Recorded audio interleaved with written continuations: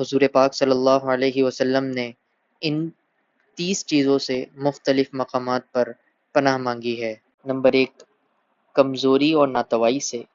Number 2، سستی سے۔ Number 3، بزدلی سے۔ نمبر 4، بخل سے۔ نمبر 5، بہت زیادہ بڑھاپے سے۔ نمبر 6، دل کی سختی سے۔ نمبر 7، غفلت سے۔ نمبر 8، مفلسی سے۔ نمبر 9، ذلت سے۔